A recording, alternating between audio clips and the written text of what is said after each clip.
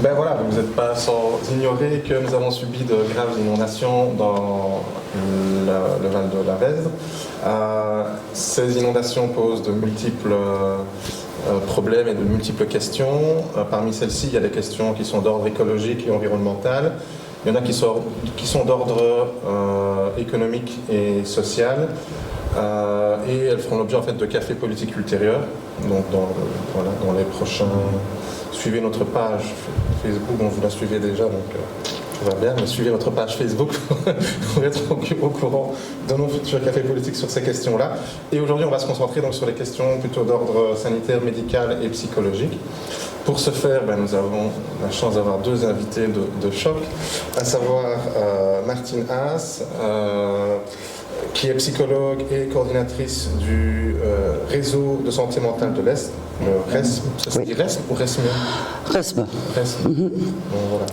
Et Virginie Simonis, qui est infirmière OST, donc c'est Outbreak Support Team, c'est des cellules qui ont été mises en place pour combattre les épidémies, et notamment le Covid, c'est correct? C'est juste. Et également, qui est également collaboratrice à l'Association des médecins généralistes de l'Est francophone de Belgique, l'AGEF. Sans plus tarder, je vais vous laisser la parole et voilà, pour que vous puissiez nous laisser un peu le portrait de la façon dont, parce que vous avez vécu vous avez directement plongé dans le bain, si je peux me permettre, et donc voir comment les choses se sont mises en place, tant au plan psychologique qu'au plan médical. Parfait. Merci. Donc, Martine, je commence. Donc en fait, dès le lundi, l'OST et le réseau de santé mentale sont descendus sur le terrain. Et notre but, c'était un peu d'aller à la rencontre des sinistrés et voir vraiment redescendre toute la vallée pour voir où se trouvaient vraiment les plus gros dégâts et quels étaient réellement les besoins de terrain. Donc ça nous a permis d'avoir vraiment une vision globale de la situation. Ensuite, la deuxième chose qu'on a fait, c'est de voir comment coordonner tout ce qui avait déjà été mis en place par les associations de quartier, par certains médecins généralistes qui s'étaient déjà regroupés.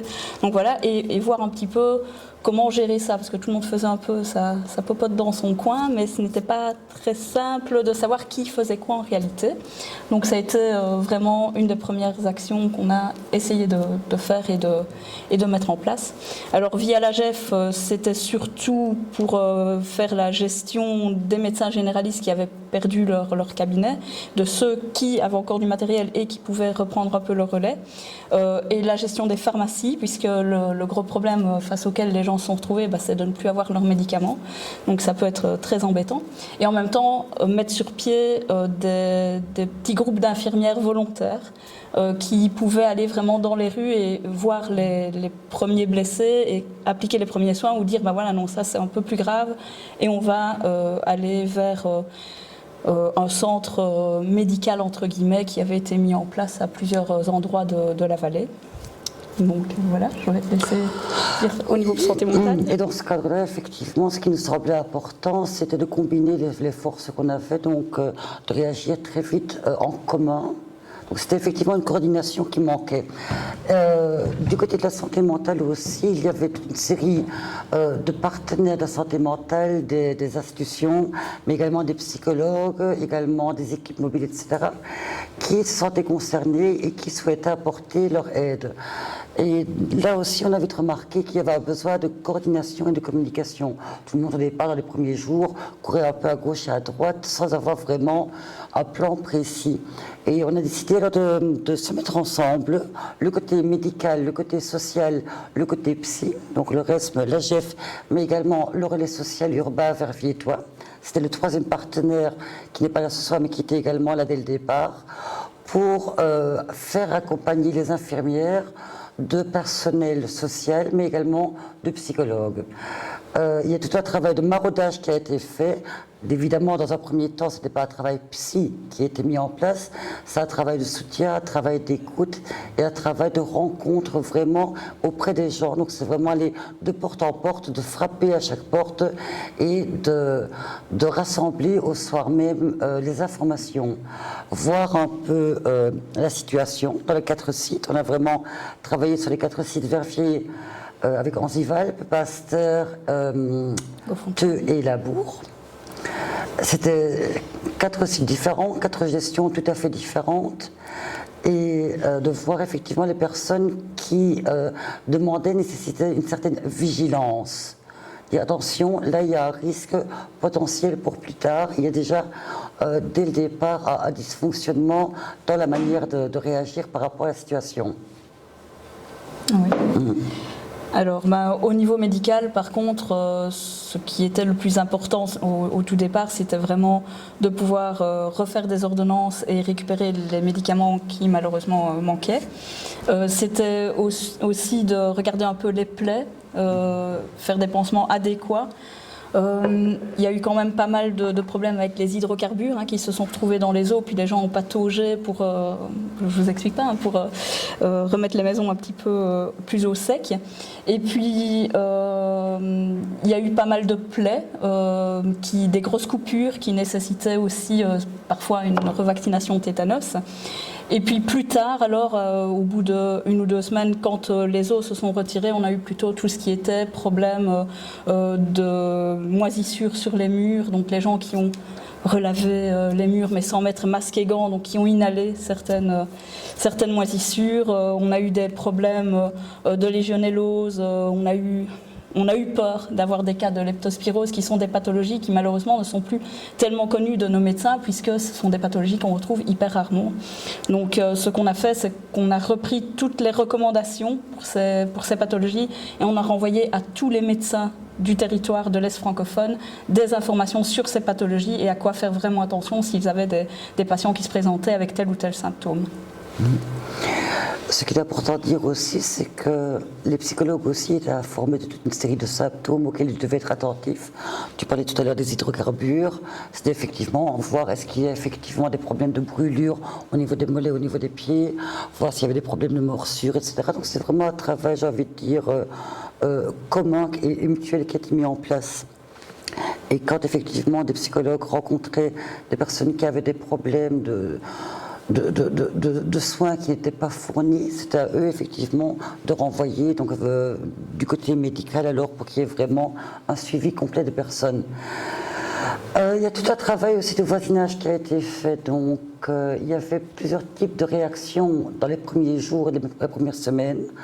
On a vu évidemment toute une vague de bénévoles qu'il fallait coordonner également. On a vu toute une série de personnes qui étaient vraiment dans une activité extrême, vraiment un hyper-activisme, qui travaillaient, qui étaient avec leur famille, avec des amis, etc., qui étaient évidemment occupés à parer au plus rapide vraiment à cette urgence, cette eau qui stagnait. Il n'y avait pas toujours les pompiers qui étaient là à temps et à heure, donc il fallait effectivement gérer par soi-même avec les ressources dont on disposait. Mais à côté de cela, il y avait aussi, et ça c'était pour nous plus important encore, toutes les personnes qu'on ne voyait pas, qui étaient restées vraiment cloîtrées chez elles, qui étaient restées enfermées chez elles. Et donc là, c'est un travail de voisinage qui a été mis en place et on a été extrêmement surpris d'entendre, de voir à quel point les voisins prennent soin entre eux et sont concernés par leurs voisins qui ne connaissent pas nécessairement. Donc il y a eu tout un travail de solidarité qui s'est très très vite mis en place dans les quartiers. Et c'est effectivement comme ça qu'on a pu travailler. Il y avait donc les phases d'hyperactivisme, il y avait les phases d'hébétude également, donc les gens qui étaient vraiment tétanisés et paralysés par ce qu'ils vivaient et ne comprenaient pas, n'arrivaient pas à comprendre ce qui se passait. Et il y avait aussi des phases de déni. Donc il y a toute une série de phases en fonction, j'ai envie de dire, un peu du caractère de la personne, mais également aussi en fonction de son réseau social. Donc s'il y avait un réseau social qui était relativement fort, le travail pouvait plus vite reprendre que si la personne était isolée. On avait des quartiers où il y avait par exemple énormément de personnes âgées, donc dans certains sites où il y a plus de personnes âgées qui, elles, restaient vraiment cloîtrées et ne voulaient pas partir de chez elles. Alors que par exemple du côté du Pré-Javet, là c'était vraiment un travail de solidarité de quartier avec les plus grandes familles, des amis qui venaient, qui revenaient dans leur quartier d'origine pour aider les personnes sinistrées. Oui, on a eu aussi énormément de bénévoles, flamands et même de certains autres pays, enfin de pays voisins qui sont venus aider. Et le relais vraiment au niveau médical en fait qui nous permettait de dire ben voilà là il y a vraiment une grosse demande à tel numéro dans telle rue, ben, ça revenait effectivement par les voisins qui venaient prévenir les centres Croix-Rouge ou Oasis qu'à tel ou tel endroit ben, le voisin n'avait pas l'air si bien que ça et qu'il faudrait peut-être y aller. Donc effectivement c'est vraiment un réseau solidaire qui s'est très très vite mis en place. Oui, donc effectivement, nous on parle effectivement du côté santé mentale et on parle du côté médical. Il y avait toute la question du logement aussi qui était évidemment récurrente, la question des colis alimentaires. Donc c'était vraiment chaque matin un briefing complet de toutes les équipes et le soir un débriefing pour voir un peu comment on pouvait continuer à travailler vraiment au jour le jour. Donc voilà ce qu'on a mis en place. Du côté psy, en tout cas, il y a eu pas mal de bénévoles. Je pense qu'à un moment donné, on a tourné autour de 100 bénévoles qui étaient vraiment dans les 4 communes sinistrés, donc le plus gravement sinistrés. Je ne sais pas, je crois qu'au niveau des médecins, il y avait aussi toute une série de... Au niveau des médecins, en fait, ils n'ont pas arrêté de se coordonner. Les médecins qui n'avaient plus accès à leur cabinet, en tout cas, donnaient les infos aux autres sur leurs patients. Donc voilà, je pense que là-dessus, ils sont très très bien coordonnés entre eux. Au niveau des pharmaciens aussi, puisqu'on a quand même, sur Pepinster, on n'avait plus du tout de pharmacie, par exemple. Eh bien, tout s'est coordonné pour deux pharmacies des hauteurs prennent le relais. Et puissent quand même transférer les médicaments donc, aux personnes sinistrées. Et tout s'est fait aussi bêtement pour les paiements des médicaments. Ça a été arrangé par les communes de façon à ce que les gens qui n'avaient plus accès à leur carte de banque puissent quand même obtenir les médicaments. Donc voilà, tout a été mis en place assez rapidement. Je pense que 2 jours après, ça a commencé déjà. On avait des médecins en permanence qui faisaient des permanences à certains endroits bien spécifiques. Comme ça, on savait toujours, juste de telle heure à telle heure, on a le CAR qui est là. Et les gens savaient qu'ils pouvaient aller demander les ordonnances à cette heure-là et qu'ils recevaient les médicaments le soir. Donc voilà. Au niveau des équipes infirmières, pareil en fait. Les équipes du matin passaient, voyaient où il y avait des gros problèmes pour l'après-midi et prévenaient les équipes. Mettaient sur un petit mot sur Facebook en disant qui peut passer à ce numéro-là cet après-midi. Et en général, ça suivait pas mal. La Croix-Rouge avait aussi des personnes qui circulaient et il y avait des bénévoles qui n'étaient pas spécialement infirmiers mais qui venaient chercher du matériel qui leur permettait de faire en tout cas des petits soins de plaie tout simple. Et si c'est plus complexe, ils revenaient vers nous après. Dès le départ aussi, on a pensé qu'il était intéressant de mettre en place une ligne d'appel où les personnes pouvaient téléphoner si elles avaient des soucis, donc de détresse psychologique ou sociale. Cette ligne-là a été mise en place, je pense, 10 jours ou une semaine après les inondations. Il y a eu très très très peu d'appels au début, donc vraiment extrêmement peu d'appels. Je dirais 2-3 appels par semaine. On s'est retrouvés ensuite à un moment donné à la fin des vacances. Au début, évidemment, il y a tous les bénévoles qui viennent, il y a toutes les personnes qui viennent aider. Il y a encore toujours des personnes qui sont encore toujours en maraude maintenant. Mais l'idée est à un moment donné d'arriver à passer de cette phase de bénévolat à une phase plus structurelle, à une réponse vraiment structurelle. Donc c'est sur quoi on travaille actuellement avec les communes. Et donc chaque commune, évidemment, qui a des réponses différentes à apporter en fonction de ses modes de fonctionnement. La ligne, elle continue toujours à fonctionner. On travaille maintenant de manière plus... plus poussée avec la Croix-Rouge, qui est encore toujours sur le terrain, mais également d'autres acteurs qui sont sur le terrain, des acteurs sociaux, mais également des éducateurs de rue, on a des facilitateurs de santé, donc il y a encore tout ce travail qu'on voit nettement moins, mais qui est encore toujours possible sur le terrain. Et la ligne qui commence à fonctionner de plus en plus, les gens téléphonent de plus en plus fréquemment. Et il y a vraiment une réponse, j'ai envie de dire, qui est apportée au cas par cas, vraiment une réponse individuelle dans chacune des communes. Je vais passer peut-être à long terme au niveau des problèmes de santé qu'on n'a pas encore rencontrés, mais qui à long terme et en fonction évidemment de ce qu'on a vu dans les pays qui ont déjà connu ce type de catastrophe, les risques qui peuvent encore arriver au niveau sanitaire. Donc dans un premier temps, il y a tout ce qui est champignons, puisque maintenant que les maisons vont un petit peu commencer à sécher, normalement il faudrait remettre tous les murs à la brique et vraiment laisser sécher à la brique. Malheureusement, comme on le sait, les quartiers qui ont été les plus sinistrés, ce sont les quartiers les plus défavorisés. Donc tout le monde n'a pas non plus les moyens de faire ces travaux.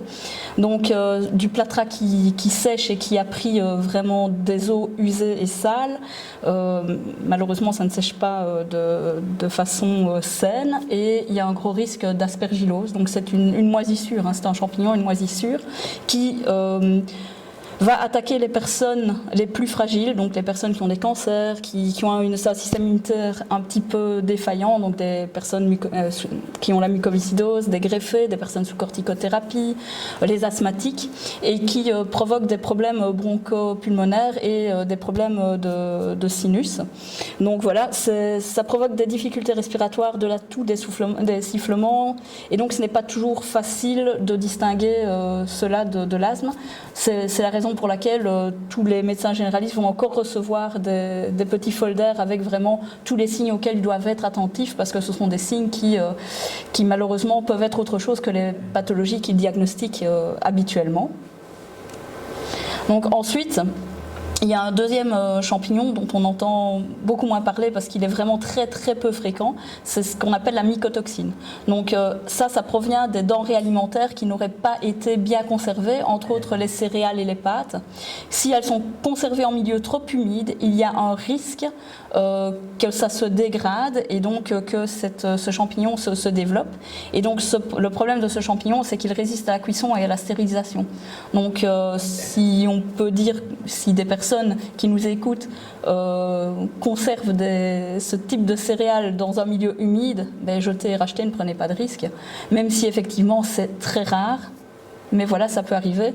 Donc ça provoque plutôt des troubles digestifs, des nausées, des vomissements inexpliqués et répétitifs qu'on pourrait prendre pour une gastroentérite, mais voilà, ça n'en est pas. Et ensuite, lors de rénovation, comme on a dit, normalement, il faudrait remettre tous les murs à la brique. Malheureusement, je ne sais pas si ce sera fait dans toutes les maisons qui sont encore habitables. Et donc, il y a toujours, parmi ces maisons qui étaient en bord de Vestre, entre autres, des maisons qui datent des années 60 et qui avaient toujours peut-être de la peinture au plomb. Et donc, cette peinture, lorsqu'elle sèche et qu'elle s'écaille, malheureusement, ça peut donner des cas de saturnisme puisque elle va s'écailler, on va la respirer. Et donc le saturnisme, c'est surtout chez les enfants que ça provoque des gros problèmes. Et les signes cliniques, je ne peux même pas les donner comme ça, tant il y en a et tant ils sont... Alors parfois, ils peuvent être quasiment pas présents chez la personne et ils sont tellement aspécifiques que voilà, il faut peut-être y penser. Si vous avez un doute sur la peinture qui reste sur vos murs, peut-être enlever au maximum. Et surtout éviter de l'inhaler. Donc si vous l'enlevez aussi avec un masque, des gants et bien évidemment des lunettes. Alors ensuite, ce qu'il ne faut pas oublier, c'est qu'on a tous essayé de récupérer un maximum d'objets, puisque quand on a tout perdu, on essaie quand même de récupérer certaines choses. Et alors là, c'est vraiment le problème. Normalement, les objets qui ont stagné dans les eaux usées devraient être directement à jeter, puisque dans ces eaux, on ne sait pas trop ce qu'il y a, tant au niveau des bactéries, mais aussi au niveau des hydrocarbures. Donc, si on n'a vraiment pas envie de jeter ces objets, ce qui est compréhensible, mais au moins les nettoyer au maximum, et quand on les utilise et quand on les touche, bien se relaver les mains après. Pareil, le linge, s'il y a des choses qui ont été gardées, donc normalement il faudrait au moins qu'il soit désinfecté 2 à 3 fois en cycle à 60 en machine. Plus, c'est même mieux, mais bon, le linge ne résiste pas toujours à plus que 60. Et alors, mais il reste le problème des risques environnementaux. Alors je ne sais pas du tout s'il y en a dans la région, je vous avoue, mais autant en parler, c'est que pour les personnes qui ont des puits, forcément les sols ont été contaminés tout le long de la vallée. Et donc il y a autant un risque de contamination des eaux souterraines, mais ça c'est la SWDE qui s'en occupe, donc la qualité de l'eau du robinet, il y a pas à s'inquiéter, il y a suffisamment de prélèvements tous les jours pour qu'on soit sûr de la qualité bactériologique de l'eau. Par contre, les puits des privés, mais là évidemment on ne sait pas trop ce que l'eau peut contenir. Donc si on se sert de cette eau, au minimum la faire bouillir, voire ne pas s'en servir pendant un petit temps. Ensuite, une chose à laquelle je n'avais pas pensé en faisant le PowerPoint, c'est que tout le monde n'a toujours pas récupéré de chauffage. Et donc je suppose qu'il y a des petits chauffages d'appoint qui vont être utilisés par les particuliers.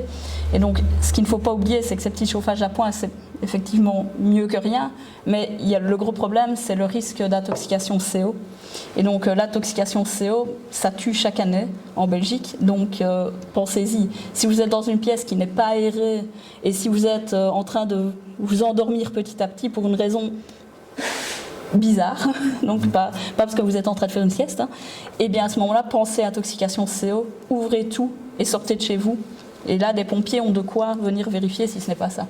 Coupez le chauffage, évidemment, si vous pouvez.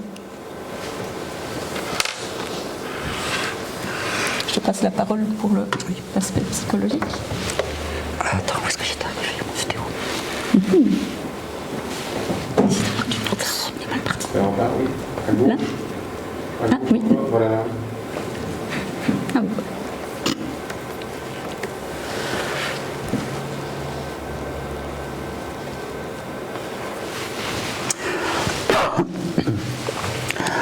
Après l'explication des risques, j'ai envie de dire sanitaires, qui sont donc liés aux inondations, la deuxième partie, effectivement, à l'exposé concerne effectivement tous les symptômes de stress post-traumatique qui peuvent donc relever donc, des inondations et qui ont été un peu analysés. C'est un travail donc, qui a été fait avec une thérapeute spécialisée en stress post-traumatique, et Katia Lenz, et qui m'a permis de reprendre donc, le travail qu'on avait fait ensemble.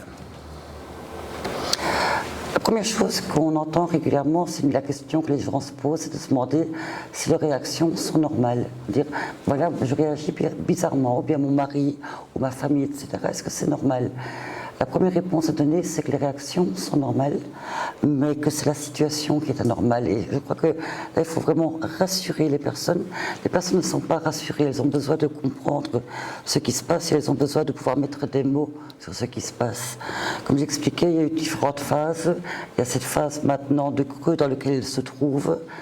Il y a eu toutes les questions administratives à mettre en place, les démarches par rapport aux assurances, les papiers qui sont encore toujours en cours, les grandes interrogations, les grandes craintes. La situation, clairement, est une situation qui n'est pas normale. Et on demande effectivement de réagir d'une certaine manière, et les gens réagissent comme ils peuvent avec leur mécanisme de défense. Qui des réactions qui soient ponctuelles où les personnes commencent à pleurer, à être vraiment déprimées, à se sentir en détresse, même aiguë, parfois apathiques, parfois en perte de motivation, mais parfois aussi on a eu des moments où il y avait des grandes colères, notamment des colères qui sont évidemment dirigées souvent vers des personnes publiques, vers des personnes politiques. Des moments d'épuisement, ça c'est des réactions qui sont tout à fait normales. La question effectivement c'est de voir à partir de quand il faut être vigilant et à partir de quand ce n'est pas normal. Cette vague dans laquelle on se retrouve maintenant, donc le gros du travail est fait, il y a parfois souvent l'attente de la réaction des assurances. On ne sait pas très bien quand est-ce qu'on peut retourner dans son logement, est-ce qu'on peut retourner, quels sont les risques qu'il peut y avoir. Les enfants ont réintégré l'école, donc il y a maintenant un moment de flottement. C'est vraiment ça qu'on découvre pour l'instant. Et les personnes sinistrées commencent à prendre conscience de ce qui s'est passé. Elles sont maintenant face à l'ampleur des dégâts, face à l'ampleur effectivement des pertes matérielles, ça c'est très clair, perte d'une maison, perte de biens matériels, mais c'est bien au-delà donc de biens valoriels, c'est également tous les biens, j'ai envie de dire, symboliques ou spirituels qu'elles peuvent avoir.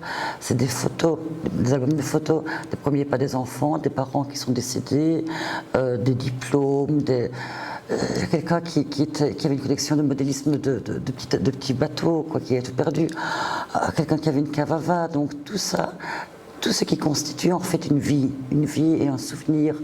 Donc c'est des pans entiers qui ont disparu, donc du passé. À côté de cela, il y a aussi un présent qui est vraiment incertain. On ne sait pas très bien quel va être le présent aujourd'hui. Et troisième, j'ai envie de dire temporalité, c'est effectivement les grandes craintes par rapport au futur, les craintes effectivement de la suite, de comment ça va se passer au niveau de la maison, les personnes qui ont perdu des commerces, la crainte, une énorme crainte évidemment de l'hiver et du froid. Donc on est dans trois temporalités qui s'entremélangent pour l'instant et qui toutes les trois ne sont pas ressourçantes du tout. Et deuxième chose, donc la situation est anormale. La deuxième chose aussi à dire, c'est que les conséquences, là j'ai écrit, donc elles persistent dans le temps et dans l'espace. Dans l'espace, on est vraiment, on l'a vu, on a fait toute la vallée, c'est vraiment un tronçon. Et on a l'impression que ce tronçon, que ce désastre n'arrête pas. On est tout le temps dedans, on est vraiment dans un tronçon et on ne s'en sort pas. On fait 3 pas en avant, on continue à marcher, on est dedans. Donc c'est vraiment sur un espace qui est vraiment clairement défini, le tronçon. Et ce qui est évidemment très surréaliste, c'est que 3-4 rues plus tard, plus haut ou plus loin, la vie est tout à fait normale. Mais ça a un impact aussi sur le quotidien. Les gens dans le tronçon qui vont commencer à se fracasser sur la température qui commence à baisser la nuit, de dire est-ce qu'effectivement on risque d'avoir, quand commencent les premières gelées par exemple, et 3 rues plus loin on se pose la question où est-ce qu'on irait bien en vacances de ski à Noël, quoi. Donc c'est des quotidiens et des réalités qui sont extrêmement différentes, voire incompatibles. Ça, c'est la question de l'espace, un espace qui est complètement distordu, mais également la question du temps. Je te donne comme exemple, quand on parle d'un trauma. Si on a par exemple un trauma, un hold-up par exemple, on est dans un hold-up, c'est une action ponctuelle, le hold-up c'est passé, c'est terminé. Donc il y a vraiment un début, enfin un avant, une action, un trauma et une fin. Et les conséquences de ce trauma. Ici, le problème, c'est que le temps aussi est complètement distordu parce que le trauma n'est pas terminé. C'est vrai, l'inondation est terminée, il n'y a plus d'eau, mais les conséquences sont visibles et sont vraiment omniprésentes. Il suffit le matin de sortir de chez soi, d'ouvrir la porte, de regarder par la fenêtre et de voir le désastre. Donc le trauma n'est pas surmonté, on est encore en plein dedans. Ce qui explique peut-être aussi que les personnes sont tellement dedans pour l'instant qu'elles ne se rendent pas toujours compte à quel point elles sont dedans. Ça va venir à mon avis, mais peut-être que c'est encore un peu trop tôt pour l'instant. Peut-être que quelque part il y a quoi une illusion de se dire on va y réussir à y faire face. Donc attention au trop et attention au trop peu. Donc comme j'expliquais, évidemment il y a toute une série de réactions qui sont normales. Et il ne faut pas non plus tout psychologiser de loin. On n'est pas là non plus pour dire attention, tout le monde doit aller voir un psychologue. C'est vraiment pas ça en général, ce n'est pas nécessaire. C'est même rarement nécessaire. Par contre, effectivement, il y a des réactions, comme le dit le maître ici, qu'il y a de trop de, ou bien trop peu de. Et également, donc, il faut être vigilant sur la persistance. Donc, quand on se sent déprimé, 1 jour, 2 jours, 3 jours, ma foi, tout le monde a vécu cela, même en dehors des inondations. On l'a vécu dans le temps Covid, on est déjà extrêmement fragilisé par l'année qu'on a vécue avant. Mais ici, c'est-à-dire, il y a des choses, des symptômes qui peuvent persister dans le temps et qui ne sont, à un moment donné, quand ils persistent, doivent vraiment attirer notre attention. Dans les trop, on en a recensé 6 principaux. Il y en a d'autres, mais c'était vraiment les principaux par rapport à la situation qu'on a vécue. Évidemment, tout ce qui est les problèmes de peur, les problèmes de panique, les problèmes d'angoisse. Et là, on peut effectivement aussi avoir, ça peut être de se réveiller le matin avec une boule au ventre, bien d'aller s'endormir le soir avec une crainte, mais ça peut aussi être déclenché par des stimuli extérieurs comme la pluie. Ça, on l'entend très fréquemment, la pluie. Il y a des enfants qui ont peur de prendre leur bain. On a eu une grande discussion sur la piscine, remettre la piscine au programme dans les écoles, parce qu'effectivement, il y avait des enfants qui étaient vraiment terrifiés par cette eau, donc qui peuvent être vraiment, donc, soit, j'ai envie de dire, qui semblaient venir de nulle part, soit vraiment être reliés à un stimulus. Tous les problèmes évidemment qui sont liés au sommeil, les personnes qui ont dur à s'endormir, donc ils vont prendre le somnifère, qui vont avoir un sommeil entrecoupé, donc dormir 2-3 heures, se réveiller et de nouveau se rendormir. Donc vraiment ces problèmes-là et des cauchemars aussi. On a eu beaucoup de cauchemars, principalement chez les enfants au début, mais également chez les adultes. Les cauchemars commencent tout doucement à diminuer, mais il y a encore tous les autres problèmes liés au sommeil et évidemment des sommeils qui ne sont pas réparateurs et tout l'épuisement qui va avec. L'hypervigilance.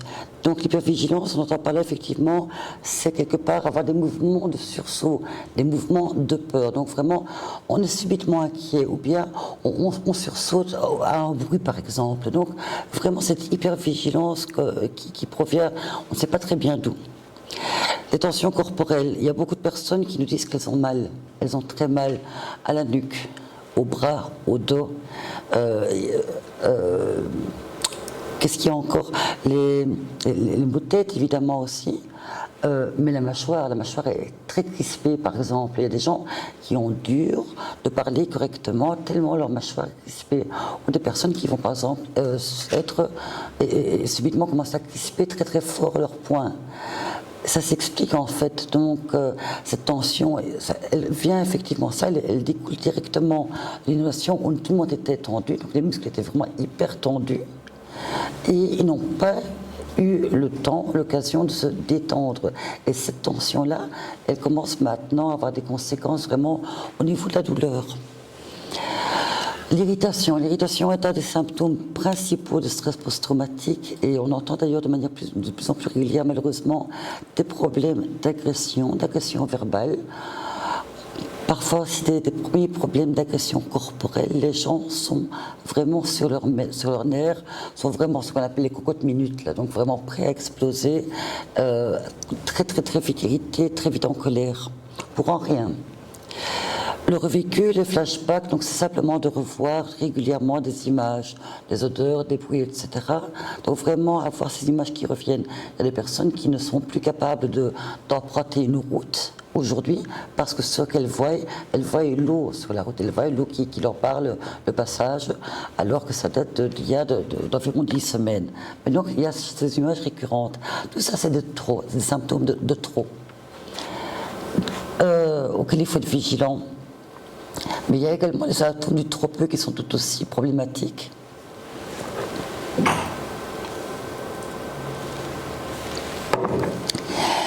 Il y a effectivement la tristesse, et je pense que ça c'est une des choses qu'on entend le plus souvent. Les gens disent c'est triste, c'est vraiment triste ce qui est arrivé. Le mot tristesse est un mot qui est vraiment récurrent. Donc on ne parle pas nécessairement de dépression, mais il parle de tristesse.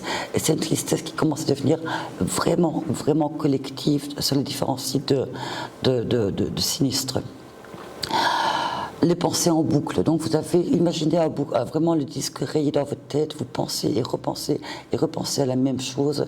Vous n'arrivez pas à décaler l'aiguille, donc c'est vraiment des pensées redondantes qui tournent tout le temps. Les reproches, les autres reproches, les culpabilités que les personnes peuvent avoir en disant pourquoi est-ce que j'ai réagi comme ça, j'aurais dû faire ceci, j'aurais dû faire cela. Or ils ont fait une action en réaction par rapport à une situation qu'ils vivaient. On a découlé une deuxième action, une troisième action, etc., qui, à ce moment-là, faisait du sens. C'est par la suite que ça ne fait plus du sens, mais au moment même, les actions qu'ils ont mises en place étaient extrêmement motivées et raisonnables. La déconcentration, la déconnexion, le vide. Les gens ont l'impression un peu d'être à côté d'eux-mêmes, oublient des choses, sont fatigués. Voilà, il y a ce sentiment vraiment de vide, parfois aussi qui peuvent être accompagnés de maux de tête. Tous les comportements d'évitement, évidemment, il y a des gens qui demandent de l'aide pour retourner voir leur logement, qui n'ont toujours pas été voir leur logement, et qui, rien qu'à l'idée de retourner à leur ancien logement qu'ils ont quitté depuis les inondations, n'arrivent pas. Ils n'arrivent pas à retourner là-bas. Donc ils évitent vraiment, mais également des objets qui leur font penser au sinistre. Et puis il y a aussi des symptômes corporels, c'est vrai que ça aussi, donc ça rejoint de nouveau le médical. Il y a effectivement tout ce qui est des problèmes digestifs, donc les gens ont vraiment des problèmes digestifs qui peuvent être assez importants, des manques d'appétit et des pertes de poids. Il y a énormément de gens qui ont perdu je ne sais combien de kilos depuis le début des inondations, voilà, ils n'ont plus faim. Ça, c'est plus ou moins les symptômes sur lesquels nous, on aimerait bien attirer l'attention. De nouveau, d'avoir une tristesse, d'avoir des concentrations, etc., en soi est normal. Mais quand ça persiste, là, ça commence vraiment à être important. Et ça, c'est 12 qu'on a recensés. Peut-être qu'il y en a d'autres aussi qui peuvent aussi intervenir. Donc, ce n'est pas, évidemment, ça n'a pas la prétention d'être exhaustif.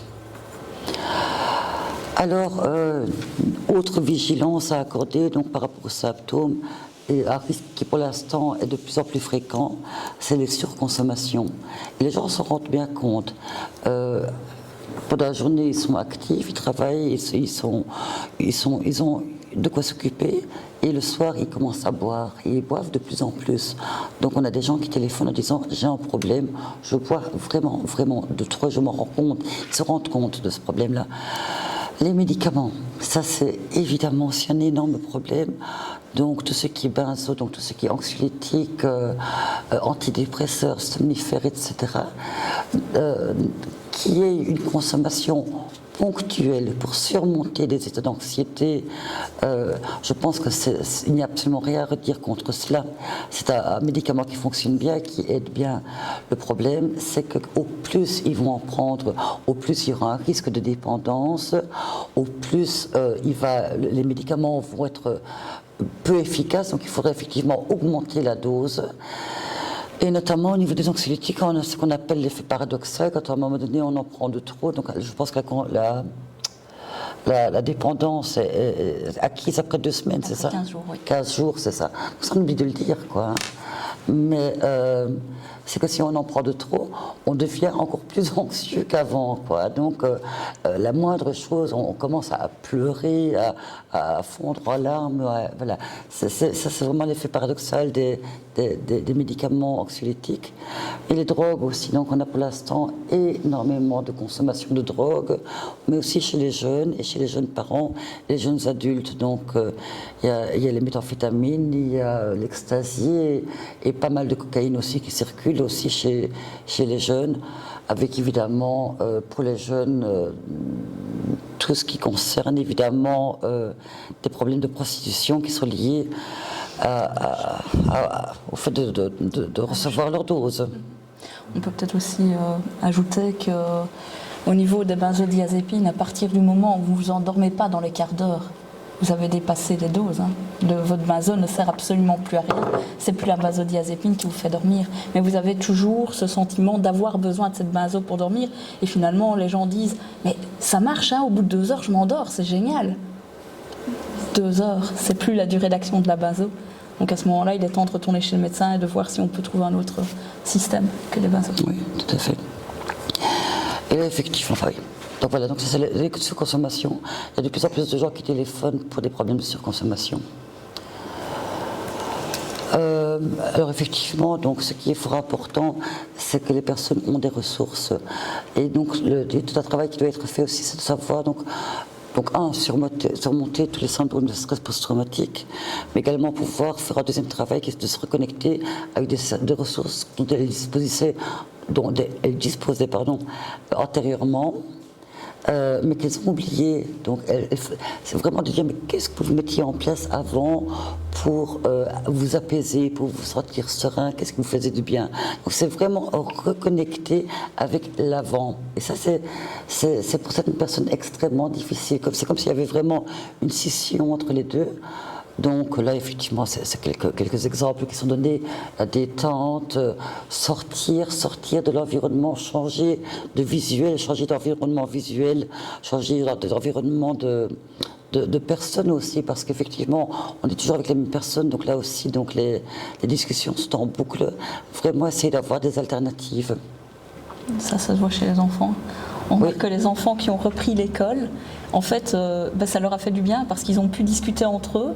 D'abord, ils parlent d'autre chose, mais les premiers jours, ils ont vraiment énormément parlé des inondations. Et moi, j'ai perdu ça, et moi, j'ai perdu ça. Et donc, ça leur a permis de relativiser pour certains ce qu'ils avaient au final perdu. Et puis maintenant, on voit qu'au bout de 1 mois et demi, 2 mois, dans les écoles, ils ne parlent plus du tout inondation. Ils sont passés Autre chose, tout à fait autre chose. exactement, oui. Il y a aussi effectivement vraiment bien dire qu'il y a des professionnels qui sont là pour aider. Il y a les médecins traitants qui sont là, qui peuvent aider.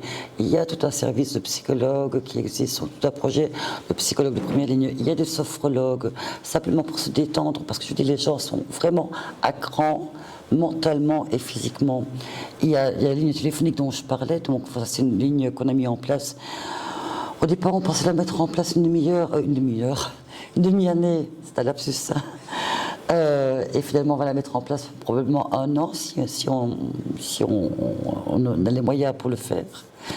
Et c'était l'accueil avec lesquels on travaille aussi. Donc, eux aussi, donc au début des inondations, avaient très peu d'appels concernant donc les sinistres, et commencent maintenant aussi à être submergés par des demandes et par des problèmes de personnes. Avec ça s'ajoute évidemment la dépression saisonnière. On va tout doucement arriver en automne, le changement de temps, le changement d'horaire va venir, la luminosité qui va diminuer, décroître. Donc c'est encore un souci en plus avec le froid. Et ah oui, là je vais juste enlever d'urgence, donc c'est pas du tout d'urgence, donc spécialiste dans le stress post-traumatique, pas d'urgence, on enlève vite ce mot-là. Voilà. Je ne sais pas si... Voilà, on a adressé un peu le portrait. Donc c'est vrai que c'est un portrait qui pour l'instant est assez difficile, tant au niveau des citoyens, mais j'avais dire vraiment à tout niveau. On a le même problème effectivement aussi au niveau de toutes les personnes qui ont travaillé donc pendant tout l'été, le personnel communal, toutes les associations, le personnel Croix-Rouge, les bénévoles. Donc on est tous vraiment dans un état, je pense, de grand épuisement.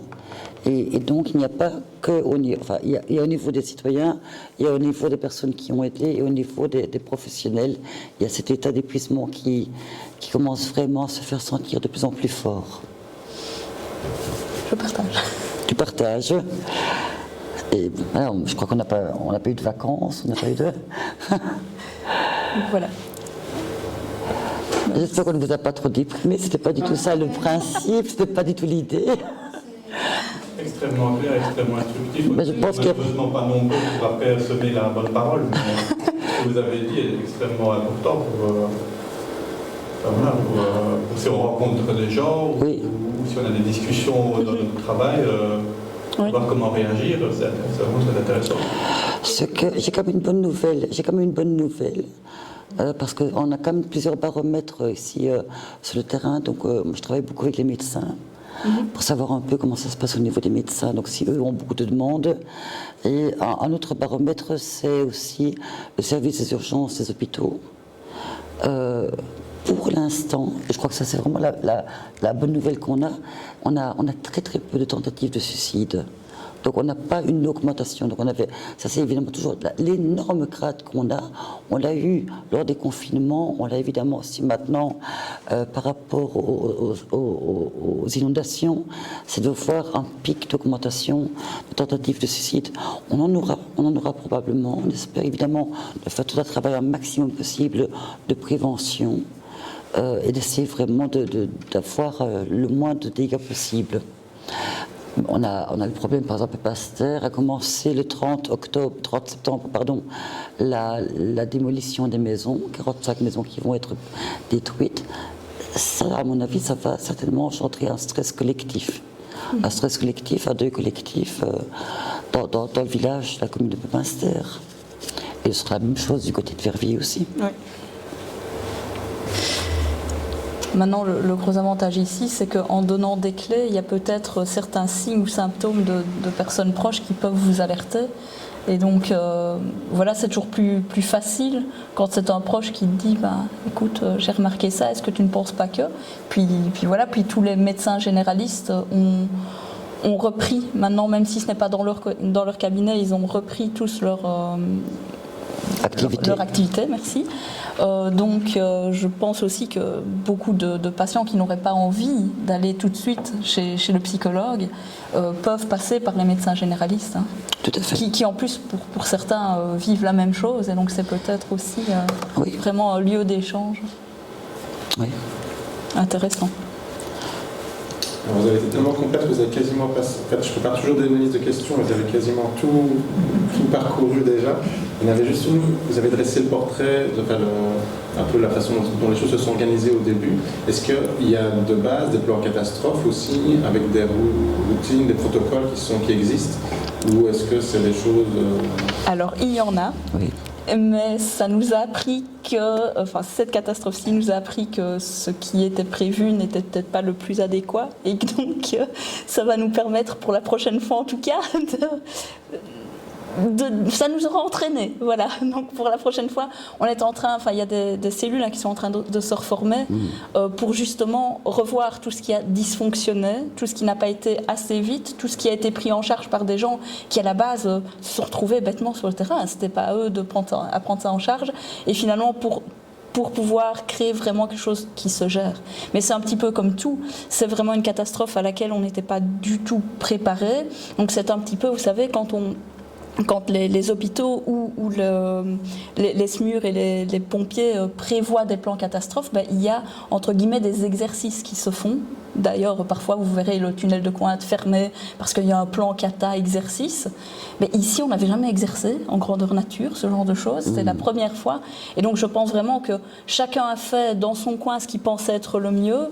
Et on remarque maintenant que voilà, il y a eu des très très bonnes initiatives, d'autres peut-être un peu moins bonnes, des choses qui auraient pu être anticipées. Et c'est seulement maintenant qu'on l'a vécu une fois qu'on peut améliorer le système. Donc, si ça devait réarriver, nous espérons pouvoir gagner du temps encore. Enfin, je ne sais pas si tu as autre chose à dire. Non, je pense qu'on était dans la réaction, effectivement, voilà, par rapport à une situation complètement inédite. Avec beaucoup de bonne volonté, beaucoup de communication. Je crois que c'était vraiment ça. Il fallait de la rigueur, de la communication, de la coordination.